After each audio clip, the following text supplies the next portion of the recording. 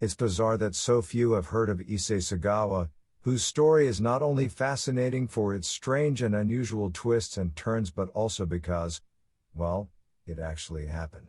Sometimes referred to as the Japanese Celebrity Cannibal, Sagawa's story is something straight out of fiction, a tale of horror that might as well have been pulled from extravagant gonzo literature, with pop art elements. It's a tale of dreams cut short, murder, violence, death, and one of the most extreme cases of injustice the world has ever seen. What began as a study abroad opportunity for Sagawa ended decades later with his life forever changed, made into a celebrity cannibal who has appeared in movies and TV shows, and has written books about his crime. It was one of the great international spectacles of our age and has largely flown under the radar. Sagawa is a man almost designed for shock and spectacle, as we will soon see. Here are 10 facts about the Japanese cannibal Issei Sagawa. Number 10. Tiny. For such a big presence and massive personality, Issei Sagawa is actually a very, very short man by anyone's standards. Issei was born premature on April 26, 1949, and was reportedly small enough to fit in his father's hand. As an adult, he still remained very tiny for the rest of his life, standing less than 152 centimeters. That's a rather small stature for a man with such a big bite. Number 9. Cannibal Fantasies. I was determined to eat someone before I was too old. Before my passion died out, Issei Sagawa would later go on record saying, sounding eerily like an artist discussing his life's work. After a series of strange events, Sagawa would have the freedom to not only talk about his crime but to wear it proudly and in public. But the seeds of cannibalism began very, very early. According to Issei, after having a dream as a young child that his brother and he were being boiled in a large cast iron cauldron, he had always fantasized about becoming a cannibal. Fantasizing about his eventual crime is something Issei shared with many serial killers, though he was not a serial killer himself. He imagined killing and cannibalizing a woman throughout his life. He considered it a task he would one day need to do. Sagawa actually drew inspiration from Sleeping Beauty, viewing it as a tale of a cannibalistic witch, and always dreamed of eating a beautiful woman as a way to show her how much he loved her, which he even confessed to a psychiatrist at one point. Number 8. A modest killer. Like so many other people who end up being demented killers, the Japanese cannibal was quiet, modest, unassuming, non-threatening, and generally shy. He was always very withdrawn from his peers and a bit of a loner. When Issei showed up for an interview in 1992, he wore sunglasses to cover his eyes and hide himself from the world. It's safe to say that there are probably some strange thoughts going on behind those shades. This all lends a bit of credence to the old adage, it's always the quiet ones you've got to watch. Number 7. Intelligent. Sagawa, unlike many sociopaths and contrary to popular belief, is a highly intelligent man. He would later go on to author several books in life. Sagawa was always someone who enjoyed learning. As a boy, he excelled in school and was like a sponge for knowledge. Through a series of twists and turns, and his bizarre life events that unfolded, Sagawa would become a bit of a literary intellectual in his native Japan. Number 6. Stalking. Then came the day Issei would commit his first attempt at his ultimate lifelong fantasy of murdering and cannibalizing a woman he loved. His encounter would be an odd one. Throughout 1970, he stalked a German woman living in Tokyo and was eventually able to track down where she lived. Issei would then watch her through her window without her knowledge. Sagawa had always wanted to have a tall, blonde Nordic or Germanic woman as dinner one day. It was something that followed him throughout his life, like a calling. After watching her through her window for a while, Sagawa decided it was time to make his move and actually broke into her apartment. He had dreamed of this since elementary school, and now it was finally his chance as the woman lay asleep before him, vulnerable. But on this occasion, Sagawa awoke her when he entered her room, and she began to scream. Sagawa fled the scene. Number 5. Paris Nights. Though a brilliant student and highly intelligent student, Sagawa failed his entrance exam for the very highly ranked Japanese university that he had attempted to gain acceptance into. After this, he decided to study abroad. Sagawa chose to study literature and language in Paris. This would lay the foundation for what was about to unfold.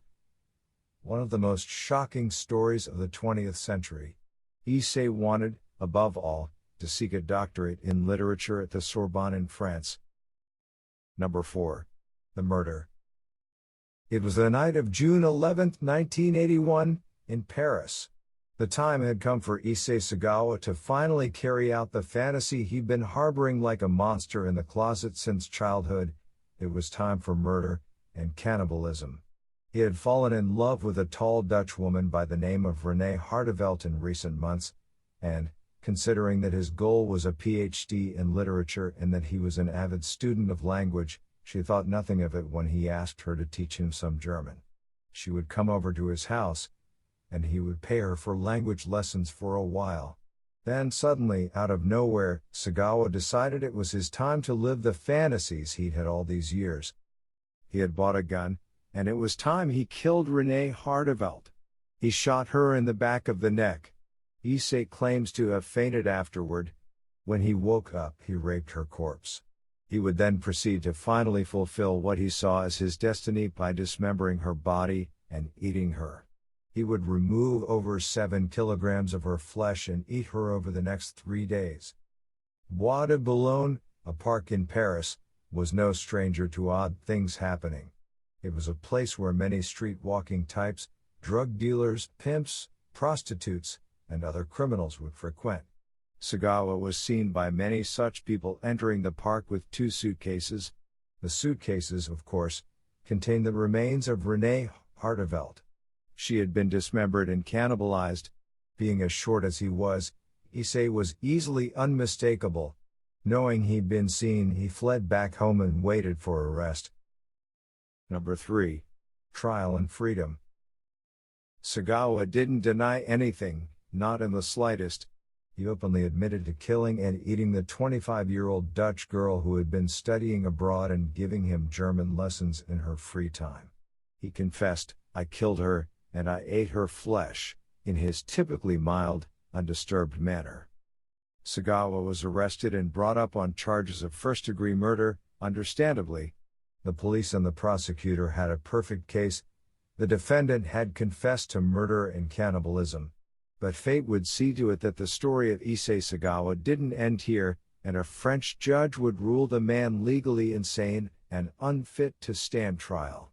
Sagawa would be deported from France and sent back to Japan, where he would be locked in an asylum while Japanese authorities figured out what to do with him. The authorities would try to go ahead and press charges, but a loophole in Japanese law made it impossible for them to do so. It also didn't help that the French authorities wouldn't turn over any of their relevant documents.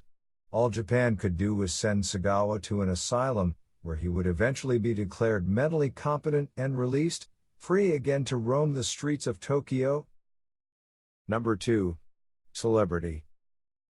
After his release on August 12, 1986, Sagawa returned to a world where he was actually embraced by the public, with a newfound notoriety as a small-time Japanese celebrity. Issei would go on to author several books, participate in game shows in Japan, and more. He would become a guest speaker at many places and even used his newfound fame to appear in an exploitation film, playing a character not unlike himself in a movie titled Unfaithful Wife, Shameful Torture. In this film, Sagawa portrayed a bloodthirsty and sadistic sexual predator, much like himself or Marquis de Sade. As a bizarre testament to Japanese culture and our modern zeitgeist, Sagawa would even become a freelance food critic. Sagawa would also become an artist, composing nude paintings and other such art from his apartment in Tokyo. He was on the road to success. From scholar of literature and drifter to imprisoned cannibal and then ultimately to Japanese celebrity household name, Issei Sagawa certainly has one of the most interesting tales of our time. Number 1. Things haven't changed. Issei Sagawa would extend an open invitation to his female fans and haters alike, if they want to, try to kill him. The famous last words of the German serial killer Peter Kürten, as he approached the guillotine to certain death by executioner, were, "Tell me, after my head has been chopped off, will I still be able to hear, at least for a moment, the sound of my own blood gushing from the stump of my neck? That would be a pleasure to end all pleasures." In a statement that similarly echoes those eerie words, Sagawa would go on record tauntingly saying, "I would like to invite any woman who wants to kill me to step forward. Beautiful women only. That would be the ideal way for me to die. Maybe they can shoot me up with morphine so that I don't feel any pain, although I guess the pain is part of the pleasure. Dying instantly is boring, so I want to savor the process of being killed. An alternative would be to drown in female saliva. Wouldn't it be wonderful to be covered all over in women's spit? If I could die drowning in it, that would be my ultimate dream come true. I'm a cowardly man who killed another person, yet I can't face killing myself. So I guess dying at the hands of a woman would be my way to redemption.